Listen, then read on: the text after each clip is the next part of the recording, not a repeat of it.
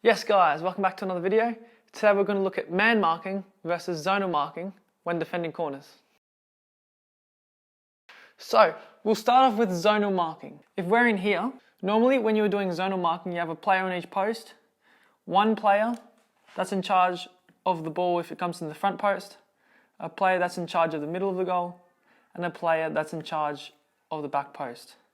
So wherever the ball goes, that player knows that it is their responsibility to win the ball. So if the ball's travelling and it's coming and landing in the middle of the goal, this player knows that he has to come and attack the ball and win that header and get it out.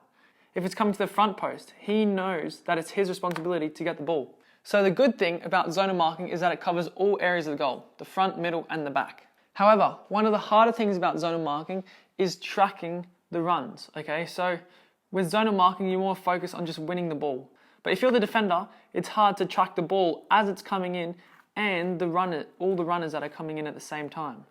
Okay, because as a defender, like if you're doing zonal, you're just fixed on the ball, then the possibility is this guy cuts in front of you in the last minute and actually wins the header.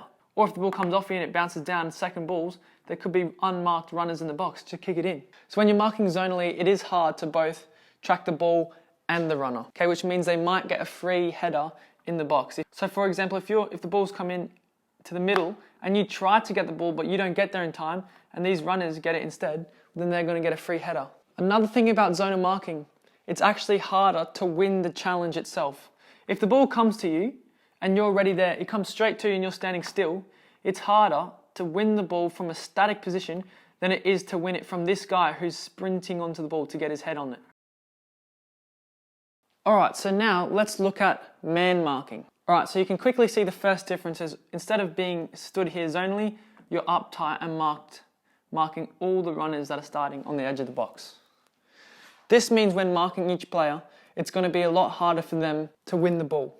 Because you are tightly marked, you have a much higher chance of winning the ball and putting extra pressure on if you can mark them properly.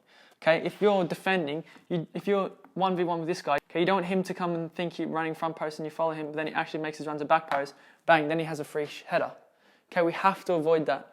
So when you're marking, you have to make sure you stay tight to your player the whole time. If he moves here, you stay with him. If he moves there, you stay with him. Okay, you have to make sure you stay tight to make sure they don't get a free header. And also when you're man marking, it is a little bit easier to watch both the ball and the player. Because if you're marking here, okay, you can look at the ball and still, because this guy's right in front of you, you know where he is. Okay, you can just follow him while still looking at the ball at the same time because he's just in front of you. You know where this guy's going to go.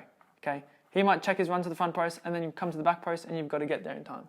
All right, because you're so tightly marked to the guy, you either have a high chance of winning the ball or just putting the extra pressure on him. So he jumps and you might, jump up with him. It'll be harder for him to win the ball. Or he won't get a free header at least, so it'll make it a bit harder.